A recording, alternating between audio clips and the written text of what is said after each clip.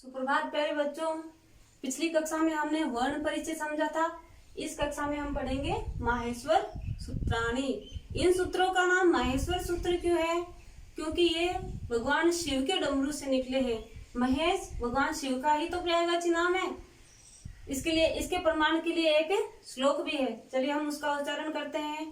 नृत्यावसाने नटराज राजो ननाद डक्काम नव पंचवारम उद्धर्तु कामः सनकादिसीताम् एतद् विमर्शे शिव सूत्र जालम।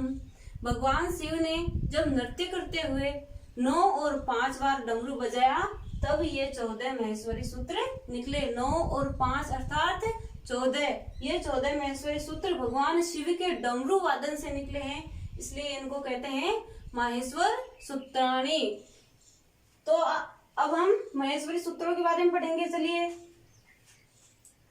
ए ई ऊणे, बोलिए आप मेरे साथ उच्चारण कीजिए।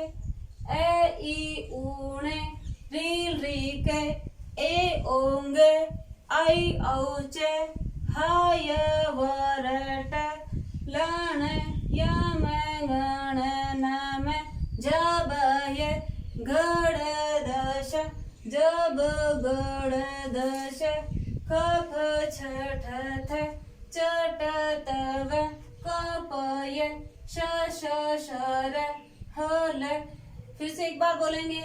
ए ई ऊणे रील रीक ए ओंगे आई औच हाय वरट लण यम गण नम जभय गड़ धश जब गड़ दश खप छठ चट तव कपय शर हल। ये 14 महेश्वरी सूत्र है। इनके अंत में जो आपको अंतिम हलंत व्यंजन वर्ण दिख रहे हैं ये इत्संज्ञक वर्ण है। इनका प्रयोग सिर्फ प्रत्याहार बनाने के लिए किया जाता है। जैसे अक प्रत्याहार है तो उसमें न की कोई गिनती नहीं होगी, क की भी नहीं होगी, इसमें होगा ए ई उ री री। प्रत्याहार क्या होते हैं? संक्षिप्तीकरण को कहते हैं प्रत्याहार। जैसे किसका नाम है सनद कुमार तो उसको हम कहते हैं एस के। तो उसी प्रकार एक आगे हम सूत्र पढ़ेंगे आदिर अंत्यन संहिता।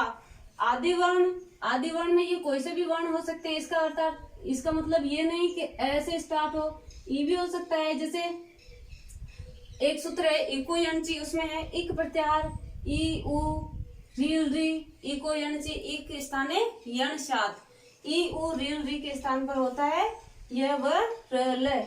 ठीक है, यण।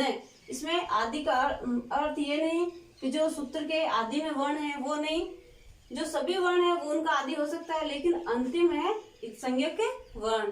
ठीक है, अब हम इन सूत्रों को और समझ लेते हैं। इसमें मैंने पिछली कक्षा में भी आपको बताया था जो 2 स्वर है, 2 सूत्र है, ये है मूल स्वर। क्या है? मूल स्वर। इसके बाद जो 2 सूत्र है वो है संयुक्त स्वर। संयुक्त स्वर इनका निर्माण हुआ है इन्हीं मूल स्वरों के गुण और वृद्धि से, इसलिए इन्हें कहते हैं संयुक्त स्वर। अच प्रत्याहार, इसका अर्थ है अच जो प्रत्याहार बनेगा ऐसे लेकर च तक, वो क्या है? स्वर। क्या है? स्वर। स्वरों के लिए क्या कहते हैं? अच है। य व र ट ल न है को एक बार छोड़ दीजिए। य व र और ल यह अंतस्थ वर्ण।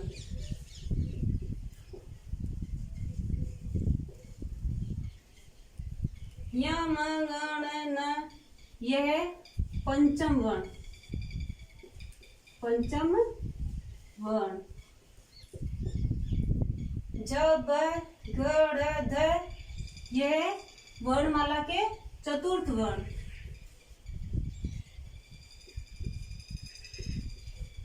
क ख गड़ तो आपको आते हैं ना, उसमें आप देखना पंचम अर्थात क ख गड़ चय की लाइन में, तय की लाइन में, तय की लाइन में और पैर की लाइन में अंतिम पंचम वर्ण यही है ना। इसलिए ये पंचम वर्ण, ये चतुर्थ वर्ण, इनको प्रत्याहारों में किस प्रकार सेट किया जाता है, ये आप जब सूत्र पढ़ोगे तब आपको समझ में आ जाएगा इनका किस प्रकार प्रयोग है।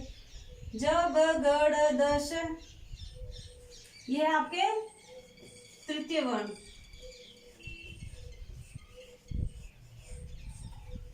ख प छ ठ थ च ट त क प, ये है दूसरे और पहला, द्वितीय एवं प्रथम वर्ण, प्रथम वर्ण याद रखना बच्चों। और स श श और है, ये है ऊष्म वर्ण, ऊष्म वर्ण। इनका क्रम हमने समझ लिया। सबसे पहले है स्वर, फिर हल, पंचम वर्ण, फिर चतुर्थ वर्ण, फिर तृतीय, द्वितीय और प्रथम और ऊष्म वर्ण। इस प्रकार ये क्रम से है। ठीक है बच्चों। अब स्वरों की बात करें तो स्वरों को 3 प्रकार बताया गया है, ह्रस्व, दीर्घ और प्लुत। ये आपके कक्षा 7 की किताब में भी है। ह्रस्व स्वर कौन कौन से होते हैं, जो मैंने आपको बताया मूल स्वर वही ह्रस्व स्वर है। कौन कौन से, ए, ई, उ, री और री। अब दीर्घ कौन है, दीर्घ में इन्हीं मूल स्वरों के दीर्घ रूप और संयुक्त स्वर। और इसमें एक बात ध्यान रखना बच्चों, री का कोई दीर्घ नहीं होता है। जो ये 4 मूल स्वर है इनका दीर्घ रूप और संयुक्त स्वर। ए का दीर्घ रूप होगा आ, बड़ी ई, उ का दीर्घ रूप बड़ा उ, री का री, ए, आई, ओ और औ। कितने हुए, 1 2 3 4 5 6 7 और 8। दीर्घ स्वर कितने हैं, 8। ह्रस्व स्वर कितने हैं, 5। 1 2 3 4 और 5। री का दीर्घ नहीं होता, री का प्लुत होता है। अब प्लुत स्वरों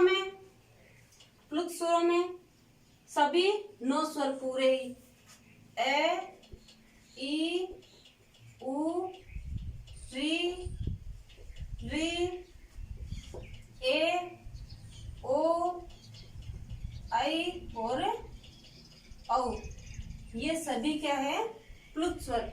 इनको प्रदर्शित करने का एक निशान है ऐसा, इसलिए इन सभी के आगे इस प्रकार ये है प्लुत स्वर।